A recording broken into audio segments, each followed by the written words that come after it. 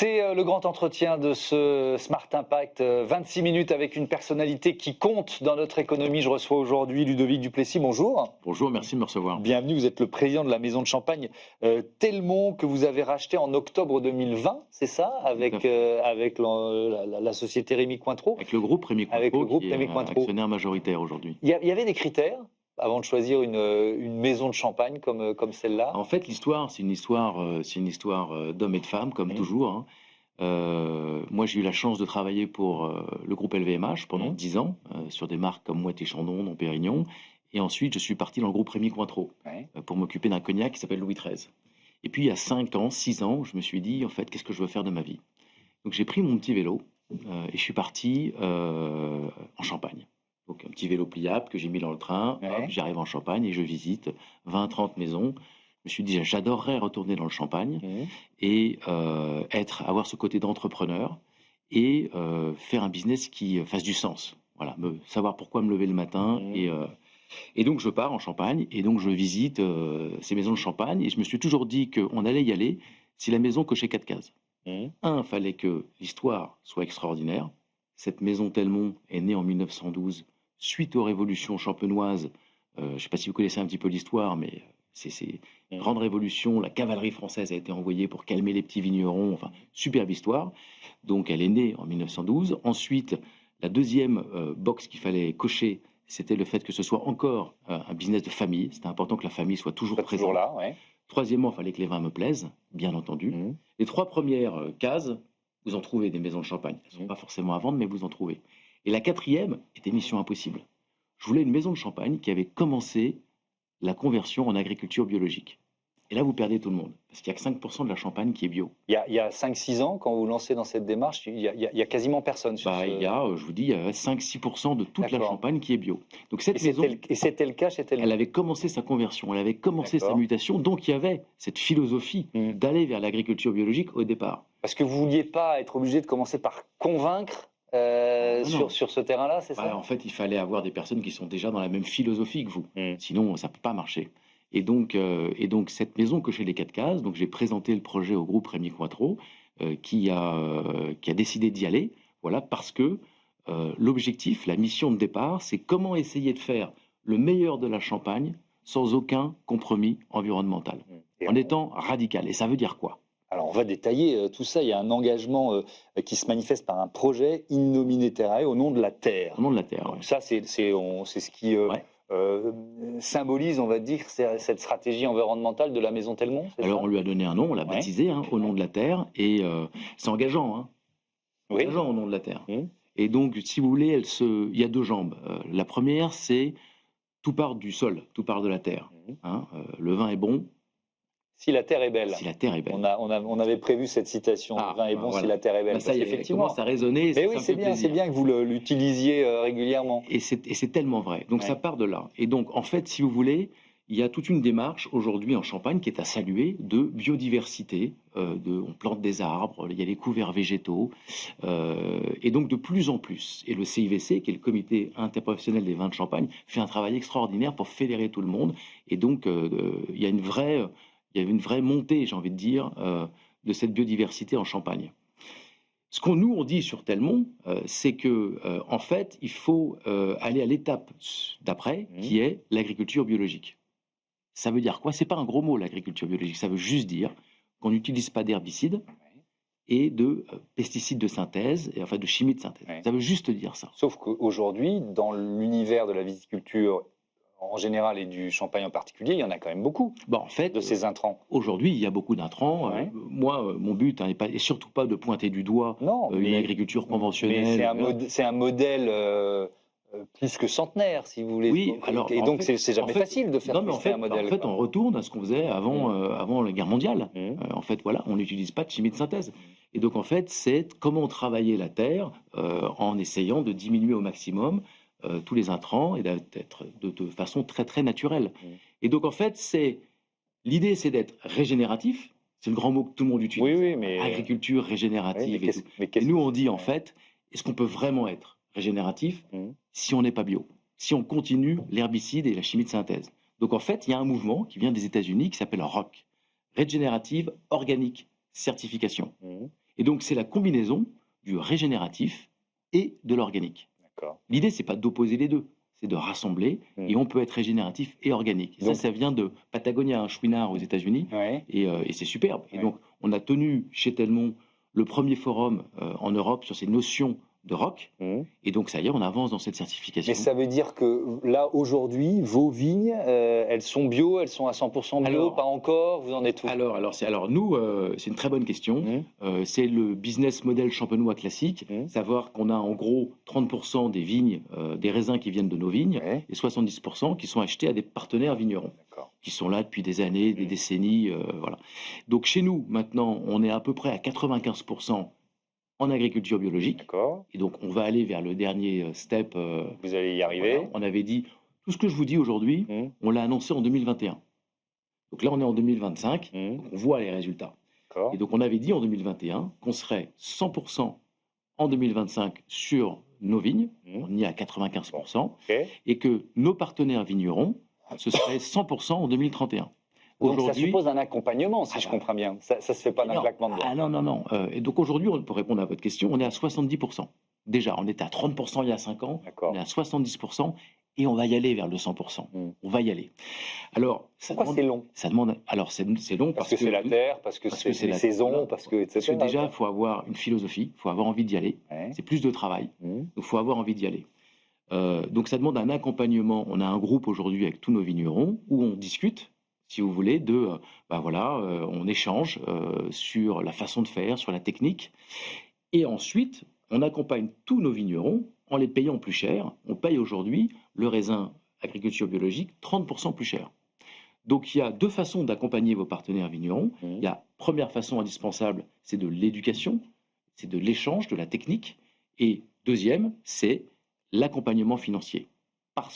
Pourquoi ça coûte plus cher? Et parce que vous avez une baisse Plus de main-d'œuvre, des rendements. plus de temps à passer sur les vignes, etc. Oui, Ouais. oui, premièrement. Et deuxièmement, une baisse des rendements qui peut aller entre 0, quelquefois on est pareil qu'un conventionnel, jusqu'à du moins 30%, et même quelques années plus encore.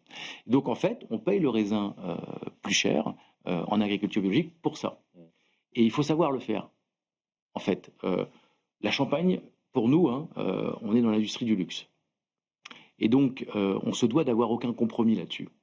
Et donc, on y va un par un. C'est pas facile, mais on y va un par un. Mais est-ce que c'est un... Parce que j'entends donc la logique de coût et donc derrière de prix, peut-être des bouteilles. Je ne sais pas si vos bouteilles sont un peu plus chères parce que vous êtes passé au bio. Elles sont un petit peu plus chères, bon. Tout à fait. Est-ce que c'est un argument que vous utilisez pour vendre vos bouteilles de champagne, pour vendre votre champagne? On fait du champagne bio et est-ce que ça marche? Je ne suis pas sûr que ce soit le premier critère d'achat d'une bouteille de champagne aujourd'hui. Non, le premier critère, et heureusement, c'est est-ce que le vin est bon? Bah oui. Ça, c'est sûr. Nous, on pense que le vin est bon si la terre est belle. Et donc, on voit, la bonne nouvelle, c'est que quand vous passez en agriculture biologique, déjà, vous avez un effet sur les sols. C'est meilleur pour les sols.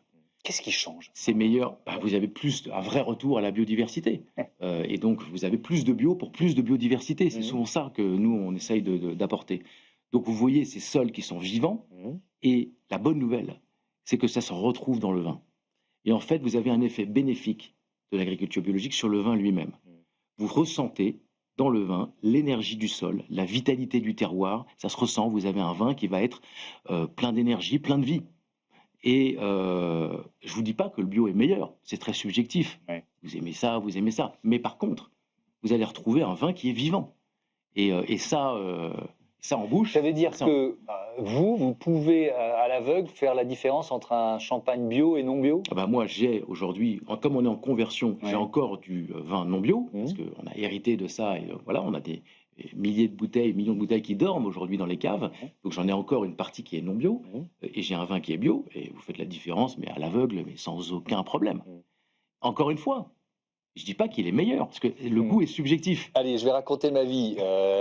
Moi, je bois moins de champagne qu'avant. J'aime beaucoup ça, mais parce que j'ai des problèmes de reflux. Très bien, vous êtes ravis de l'apprendre, chers téléspectateurs, téléspectatrices. Mais bref, est-ce que ça change la donne?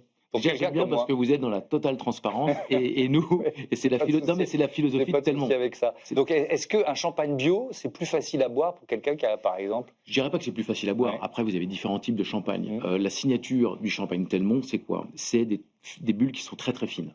Donc déjà, c'est un champagne qui va pas être très vineux. C'est un champagne qui va être très aérien.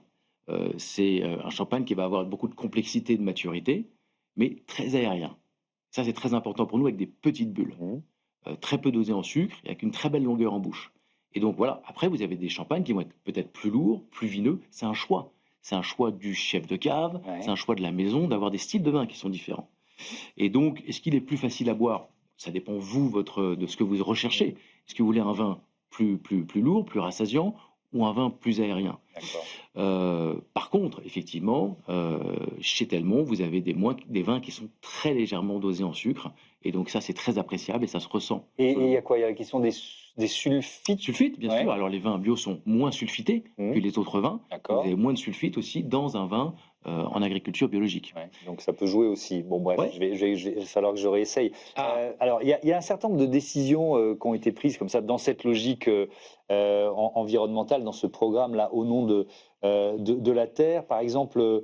vous avez décidé d'alléger les bouteilles, de changer même le style de vos bouteilles. Elles sont, Alors, en fait, elles sont plus transparentes, c'est ça, les bouteilles? Ouais. Pourquoi? Elles sont même de 193 000 couleurs différentes. Pourquoi? Alors j'y viens. Mais avant, je remets juste le chapeau au nom de la terre. Je vous avais dit qu'il y avait deux jambes. Il y a une jambe gauche, c'est la terre, le sol, biodiversité et agriculture biologique. Et la jambe droite, c'est comment réduire votre empreinte carbone. Pour ça, déjà, il faut la mesurer, il faut savoir de quoi on parle, il faut analyser tout ça. Et donc, du coup, nous, on s'est donné comme objectif, pas d'être dans la neutralité carbone. Trop facile. Vous achetez les crédits, compensation, et je suis neutre carbone demain matin. C'est très bien, mais c'est pas du tout assez suffisant. Donc, nous, on a comme objectif d'être dans le net zéro. Net zéro, ça veut dire quoi? Ça veut dire qu'on s'engage à réduire de 90% l'empreinte carbone de la maison à horizon 2050. Le levier le plus important, c'est les bouteilles? Alors, j'y viens, avec, un passage obligé, parce que 2050, on peut se dire, avec un passage obligé à 2030 à moins 40%. Ok, c'est assez exigeant. C'est assez exigeant, puis c'est suivi par SBT, Science Based Target, enfin voilà, on n'est pas tout seul, on est suivi, et donc on est engagé. Est-ce qu'on va y arriver? Je ne sais pas. Mais je sais qu'on est encore dans la course pour y arriver. Pourquoi? Parce qu'on a pris des engagements forts, et je viens à la bouteille.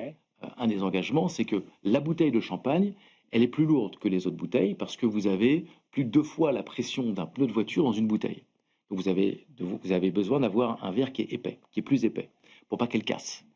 Et on ne peut pas faire n'importe quoi.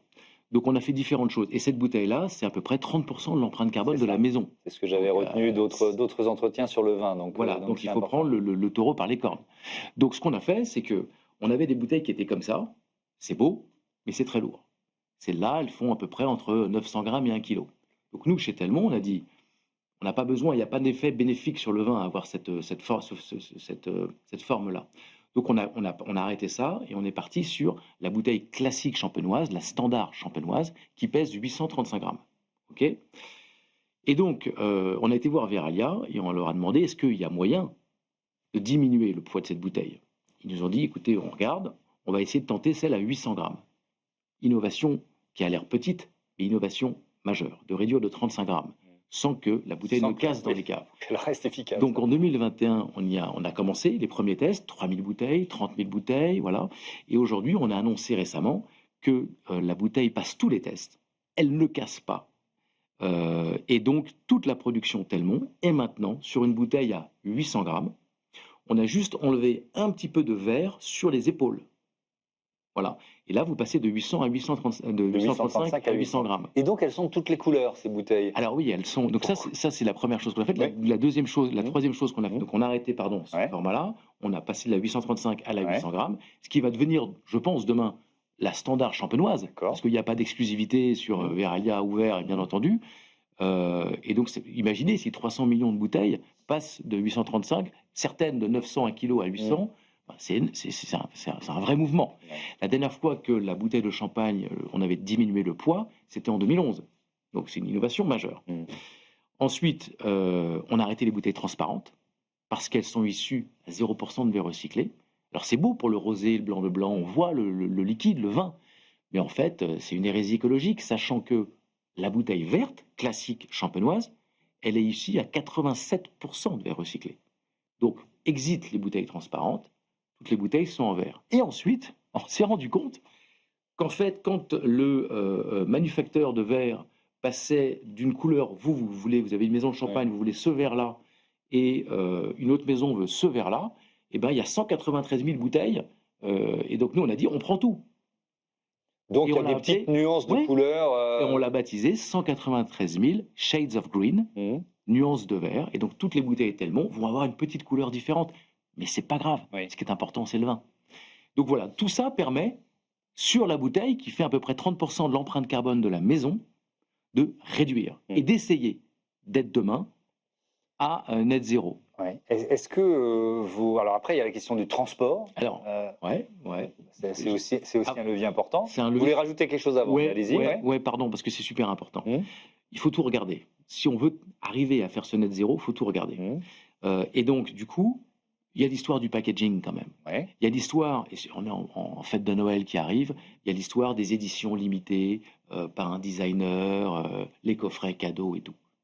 Mais en fait, on pense chez Telmont que le meilleur packaging, c'est quand il n'y a pas de packaging. En fait, on fait du vin, on ne fait pas des coffrets cadeaux. Donc, toutes les bouteilles de Telmont sont sans étui, carton, coffret, édition limitée. Mais rien qu'avec ça... Elles peuvent pas se transporter sans emballage. Quand vous allez à un caviste, vous allez chez un caviste, soit il le roule dans un papier de soie, comme vous achetez un vin de Bourgogne ou de Bordeaux. Mais si je vous achète 12 bouteilles... Eh ben, on les livre dans un carton, pardon. Oui, il y a quand même un carton. C'est livré dans la caisse carton. Voilà, c'est ça, la caisse carton mais sauf que dans la caisse carton, j'ai pas rajouté l'édition limitée du designer. Voilà. Mais donc, en fait, si vous voulez, le vrai luxe, c'est, on pense chez Telmont, qu'on ne peut pas avoir une empreinte environnementale du contenant qui est supérieure à celle du contenu. C'est pas possible. Et le vrai luxe, il est là. Donc, et pardon, on le fait depuis 2021, c'est pas nouveau. Est-ce que les ventes, elles sont en berne? Non, elles ne sont pas en berne. Ça n'a rien changé. Il n'y a pas de coffret cadeau pour Noël, ça ne change rien. Telmont est en croissance. Tout le projet Telmont, c'est comment être en croissance sans aucun compromis. C'est qu'une question, pardon, je suis désolé, c'est qu'une question d'éducation en fait. Oui, ok. Et donc il y a la question du transport. Mais c'est important le coffret cadeau. Ah ben oui, parce qu'on a fait des étapes. Non, mais j'ai bien compris, mais là, il faut qu'on avance. Donc la question du transport, parce que c'est des choix aussi. Vos bouteilles, elles prennent l'avion ou pas? Eh ben alors, mais non, bien sûr que non, elles ne prennent pas l'avion. Depuis combien de temps? Depuis 2021, on a tout arrêté. Il n'y a pas un transport de bouteilles en avion. En fait, c'est tellement plus polluant que la voie maritime ou par route. Donc, en fait, la première année, moi, je me suis fait avoir. J'ai un client à New York qui me dit, moi, j'aimerais 100 bouteilles de ce millésime pour le réveillon. Donc, je lui ai répondu, OK, on va réussir à obtenir cette allocation pour vous, parce que vous êtes un client fidèle de la maison. Mais vous allez fêter le réveillon au mois de mars, parce que ça partira en bateau. Donc je l'ai raté cette première vente. C'était en 2021, décembre 2021. Donc la fois d'après, vous avez anticipé, quoi. C'est une question de bien manager ses stocks dans les grandes villes, et on y arrive très bien. Donc vous n'avez pas perdu tant de clients que ça en renonçant à l'avion? Non, on n'a pas perdu tant de clients que ça en changeant la couleur de nos bouteilles, les formats, en arrêtant les packaging. On a perdu 0 client. La nouvelle génération, je suis désolé, je reviens là-dessus, mais elle sait très bien que la durée de vie d'un packaging, c'est moins d'1 minute. Donc, quand vous parlez à la nouvelle génération de ces notions-là, ils comprennent tous. Le cas Telmont, c'est devenu un cas qui est étudié dans toutes les écoles en France, via l'AFM, l'Association française de marketing. Et le sujet, c'est comment avoir une croissance tout en étant radical d'un point de vue environnemental et en se marrant. Et c'est super important. Et en fait, quand on va Sciences Po, HEC faire des conférences, en fait, la nouvelle génération comprend en fait que l'écologie, elle ne doit pas être punitive, on la veut positive, et que c'est un terrain de jeu énorme pour l'innovation. Et je reviens sur le transport. Maintenant, là, le mois dernier, toutes les bouteilles sont parties de Saint-Nazaire pour aller aux États-Unis par Neoliner. C'est le plus grand cargo à voile. C'est génial. Donc, voilà, c'est plein d'innovations comme ça qui arrivent. Et en fait, c'est plein de rencontres. Oui, et alors, souvent quand soit on crée une entreprise, soit on reprend une entreprise, les premiers gains en termes de bilan carbone, ils sont relativement, je mets des guillemets, mais relativement faciles à obtenir. Vous voyez ce que je veux dire? Bah oui, et puis après, ça se complique, quoi. Donc, est-ce que vous arrivez dans cette phase-là où finalement il faut cogiter, innover, trouver des solutions auxquelles vous n'aviez pas forcément pensé au départ? C'est sans cesse. Pour atteindre l'objectif. C'est sans cesse, c'est sans cesse. Et encore une fois, on y va avec beaucoup d'humilité. Le projet Telmont, il n'est pas parfait. J'ai pas encore de panneaux C'est quoi le prochain levier solaires. Créer nous-mêmes notre énergie, les panneaux solaires, on n'y est pas encore. Donc voilà, on y va avec beaucoup d'humilité. Tout ce qu'on sait, c'est qu'on est encore dans la course pour y arriver à ce net zéro. Ce qui est, voilà, on est 17, hein. On est une petite PME au sein du groupe Rémy Cointreau qui est génial, qui nous fait confiance et qui nous supporte. Est-ce que vous avez entraîné avec vous d'autres vignerons, d'autres acteurs du luxe ou de la gastronomie avec cette logique-là, ce collectif au nom de la terre? Alors le collectif Telmont au nom de la terre, il est né de façon tout à fait organique. En fait, on a commencé à faire pas mal de bruit parce que le vin est bon. Et parce qu'aussi on a un actionnaire qui est très connu, on y reviendra après si vous voulez, pourquoi on a demandé à Leonardo de nous rejoindre. Mais en fait, ça a créé du bruit et les gens se sont dit mais c'est quoi Telmont? En fait, j'en avais pas entendu parler, je connaissais pas il y a 5 ans. C'est une marque centenaire. Ah, c'est une centenaire start-up? Waouh, mais pourquoi? Qu'est-ce qu'ils font? Et en fait, c'est que des décisions de bon sens qu'on a prises, de bon sens paysan, de bon sens vigneron. On n'a pas réinventé la roue, mais on a pris ces actions-là et ça marche. Donc, il y en a qui ont levé la main. Et typiquement, on se réunit une fois par an. Et donc, dans ce collectif au nom de la terre, vous avez des restaurateurs. Typiquement, il y a, moi je vais citer Jocelyn Marie, qui a un restaurant à Paris qui s'appelle la Table de Colette. Génial. En fait, vous arrivez, et hop, il vous commande une empreinte carbone. Vous ne savez pas le menu, mais il a remis le monde du végétal. Poisson, viande deviennent les accompagnements. Et le végétal est au centre. Et l'assiette, elle est incroyable. Et c'est très, très, très, très bon. Il y a d'autres acteurs du vin qui vous accompagnent dans ce collectif? Alors, il y a d'autres accompagnements. Il y a pas. On parle beaucoup, nous, avec Gérard Bertrand. Voilà. Et sinon. C'est qui Gérard Bertrand? On a, dans les vins. Dans les vins du Sud. D'accord, ok. Ouais. Donc, vous regarderez, c'est très. Il fait partie du collectif aussi? Non, il ne fait pas partie du collectif, mais on parle beaucoup. Dans d'autres acteurs du vin, non, il n'y a pas de membres du collectif. Par contre, donc, vous avez dans le monde de la restauration, vous avez un Glenviel, par exemple, à Lousteau de Beaumanière. Vous avez une japonaise à Okinawa qui a un hôtel de luxe dans les arbres, mais quasiment sans empreinte carbone. Fantastique. On a la marque de vélo Brampton. Donc eux, c'est dans leur monde, ils sont complètement là-dedans, ils se sont dit on adore et on veut. On a un festival de cinéma qui s'appelle Cinema for Change. Moi je crois beaucoup à ces documentaires sur l'environnement qui sont positifs et qui donnent envie. On en parlait tout à l'heure, l'importance du narratif. Et c'est un vrai défi collectif dans lequel les médias peuvent prendre leur part. Leonardo, celui que vous appelez Leonardo, c'est un acteur américain un peu connu, c'est ça? Ouais, bien sûr, c'est Leonardo DiCaprio. Bien sûr. Quel rôle il joue? Quel rôle il joue? Je ne peux pas poser la question autrement. Non, c'est vrai. Il joue un rôle d'investisseur et il joue un rôle aussi de personne qui nous challenge et qui nous aide sur toutes les notions climatiques, changement climatique. En fait, moi, Leonardo, je l'ai rencontré il y a 20 ans. C'est devenu un ami comme ça. Et c'est lui qui a commencé à m'envoyer tous mes premiers documentaires sur « Regarde Ludo, regarde ce documentaire, Can we cool the planet ?» Tu vas voir, tu vas tout comprendre. C'est scientifique, ça donne de l'espoir, regarde-le. Puis après, il checkait, que j'ai bien regardé avec des petites questions pointues à droite et à gauche. Et donc, en fait, c'est lui qui m'a, moi, poussé. Moi, sincèrement, il y a 10 ans, j'y étais pas du tout sur ces notions-là. Et il m'a retourné. Et donc, j'ai eu envie de faire ce projet-là. Et donc, quand, avec le groupe Rémy Cointreau, on y a été, c'est tout naturellement que j'ai dit à Leonardo, voilà, toi, tu es porte-parole aux Nations Unies sur la notion de changement climatique. Tu es vraiment un geek sur ces questions-là, il faut que tu viennes en tant qu'investisseur. Et si tu viens, tu vas nous challenger et tu vas nous aider à prêcher la bonne parole.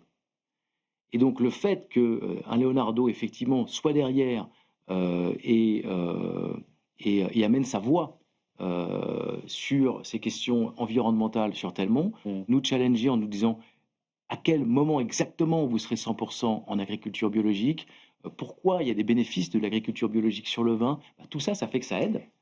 Ouais. Est-ce que c'est plus compliqué quand on fait du champagne? Parce que le terroir champenois, il y a quand même un certain nombre de contraintes, de climat, de réglementation, de particularités géologiques. Est-ce que c'est plus difficile de faire un vin 100% bio finalement quand on fait du champagne? Alors oui, Oui. parce que sinon on serait à 20%, un peu comme les autres régions. Ouais. Donc là, si on est à ce niveau-là, c'est que c'est plus compliqué, de par le climat, qui ne le favorise pas.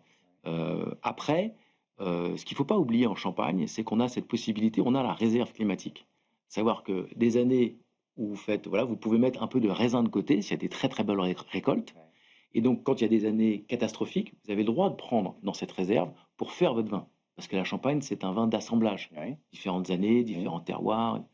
Et donc voilà, ça aussi, c'est un avantage. Donc, climat plus compliqué, mais cette réserve, voilà. Après, c'est une question de philosophie, j'ai envie de vous dire. Et quand la bonne nouvelle, c'est qu'on voit beaucoup plus cette nouvelle génération de vignerons taper à nos portes en disant, en fait, comment est-ce qu'on fait pour rejoindre le mouvement? Et donc c'est là où je reviens sur ces notions de technique. On va vous aider à comprendre comment faire, et cette aide financière. Et si demain, on veut que toute la Champagne soit bio, en fait, il faut que toutes les grandes maisons de Champagne y aillent. Sinon, le vigneron, il n'ira pas tout seul. Il a besoin de cette aide financière. Les grandes maisons de Champagne achètent du raisin à tous ces vignerons. Il faut que tous ensemble, on y aille. Alors, c'est plus facile pour nous parce qu'on est plus petit, on peut être plus agile. Et encore une fois, l'idée n'est pas de pointer du doigt, mais c'est d'essayer d'encourager tout le monde d'y aller. Mais si on parle un peu d'économie, dernier mot. Si on arrête les coffrets cadeaux, je reviens là-dessus, vous avez compris que c'était vous économisez de l'argent. Cet argent-là, mettez-les dans les vignes. Mettons-le dans les vignes. Le message est passé. Merci. Cercle vertueux. Merci beaucoup, Ludovic Duplessis. À bientôt sur Be Smart for Change. C'est l'heure tout de suite de notre rubrique Startup et Innovation.